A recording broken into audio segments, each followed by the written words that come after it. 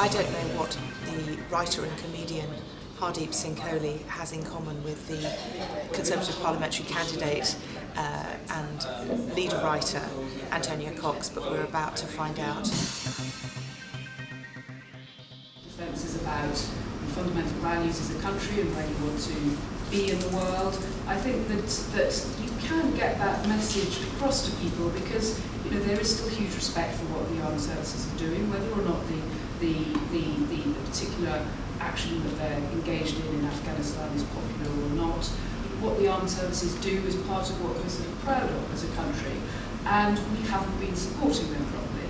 I try to bring in the argument that we can do the job of supporting our armed forces much better. To give the present government credit, it's done its work on this. It's produced the Bray report, which was leading in summer, has recently been published, a special advisor to the Ministry of Defence into how we could equip the armed forces better. Why does it all take so long? Does it have to take so long?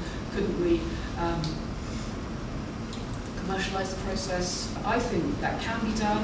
I think that's a message that we can get across to people. Perhaps we have to limit the spectrum of military capabilities that we're engaged in, but we must do the job of equipping the soldiers and sailors better.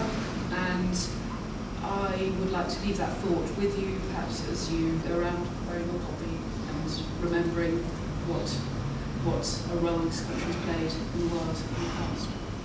On which note, Mr. Hardeep Singh Kohli, do you have any elegant segue, or are you going to talk about something completely different? You threatened to talk about portrait. Really annoying was I was going to talk about strategic defence review. But, so I wanted to talk about my 16-year-old son, and he's surprised us all by studying politics. I am confused. I don't know what my son is going to learn about the politics of 2008, 2009 and 2010. I'm completely unclear as to what political philosophy we're being governed by.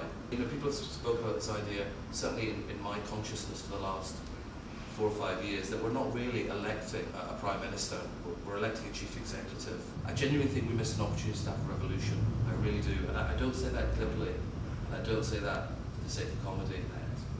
We should have let the banks go, and I'm interested in exploring what might have happened if we'd allowed that to take place. And my final thought is this: if we didn't manage to muster the wherewithal to have a revolution when the banks collapse, there's only 2 ways we're ever going to have a revolution in this country, and it will be based around Radio 4, The Archers, and balsamic vinegar. That's how things have shifted. Well, thank you very much. The good news is we've already got someone who's signalled to me they want to speak, because the bad news for the newbies here is that I pick on people very mercilessly. This bailing out the banks is a really sad formula that sort of misleads the public about what's been done. Bailing out the economy was what was done. I just do not believe that Margaret Thatcher wouldn't have done it, that David Cameron wouldn't have done it, that even, God forbid, Nick Clegg's in charge, he wouldn't have done it. The question is, which part of the banking system is the necessary infrastructure piece and which is the casino piece, and can you separate the two, and should you do so? Hardeep, I think one of the tickets the Conservatives are running on is a management consultancy ticket, that they're going to manage things better. And one has to have some sympathy for Alistair Darling. How do you possibly react to unprecedented events other than firefight? Below that, it's everything else. Doesn't seem to have any coherent, joined up thinking. Maybe the appeal of a new people coming in is because at least at the beginning there is some energy, and maybe it's just inevitable that after 12 years, whatever fresh principles you might have had would have become battered and bruised.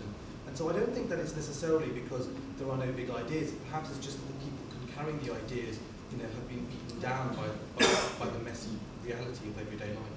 It's much easier after an election, provided you don't have a hung parliament, to make the national interest decisions with the security of knowing that you've got 4 years in which to show that they're the right decisions. We've got a whole generation, I think, of really bright teenagers that may be moving away from politics or never even consider it, simply because it isn't presented to them in the form of ideologies or narratives where they can start to understand what the differences are and why it matters. there aren't that many opportunities to hear people as knowledgeable in their sectors as the people gathered around that room. There just seems such a lovely energy, and some good-looking people in the room, which is really important. We can say it's all about the philosophy and the politics and the thought, but really so much easier to digest that when there are good-looking people in the room.